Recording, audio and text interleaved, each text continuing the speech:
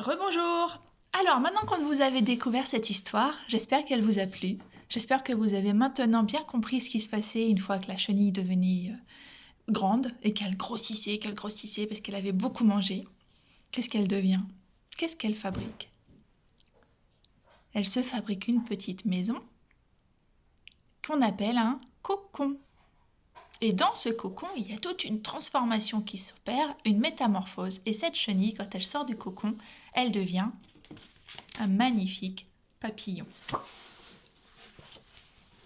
Chenille qui a beaucoup mangé, qui est devenue très très grosse.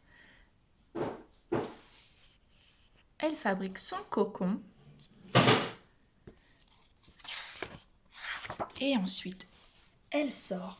Elle n'est plus une chenille, elle est devenue un papillon. Alors, nos petites chenilles qui avaient pourtant bien commencé à grandir en classe, elles ont continué à grandir chez moi avant d'avoir un souci, et je ne sais pas pour quelle raison elles n'ont pas survécu. J'ai mis des photos dans le cahier multimédia, vous pourrez aller voir avec vos parents. Mais je vais vous montrer. En fait, ces chenilles, je les avais commandées auprès d'un monsieur qui fait un élevage de papillons. Donc ça veut dire qu'il en a plein, il a plein de papillons qui pondent des œufs. Ces petits œufs que je vous avais ramenés, les petits œufs tout petits, tout blancs, donnent des chenilles qui font des cocons. Et il m'a envoyé pour que vous puissiez quand même connaître la vie de nos chenilles. Il m'a envoyé des petits cocons. Alors je vous les montre.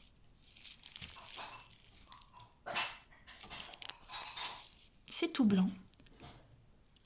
J'en ai plusieurs. Je vais mettre des photos dans le cahier multimédia.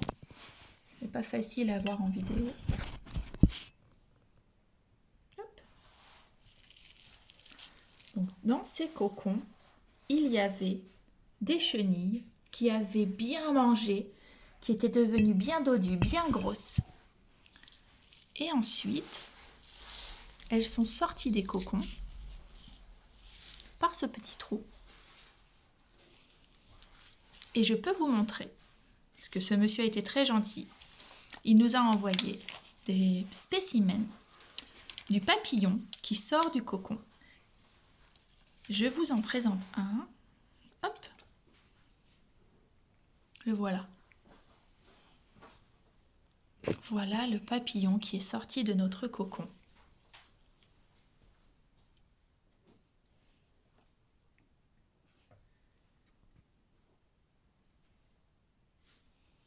Donc je ne peux pas vous le montrer en vrai pour le moment. Je vous le montrerai quand on se reverra à l'école. En attendant, j'en prends des photos. Je vous le montrerai. Hop. Bien net sur des photos. Voilà, j'espère que ça vous fait plaisir de les voir. À très bientôt!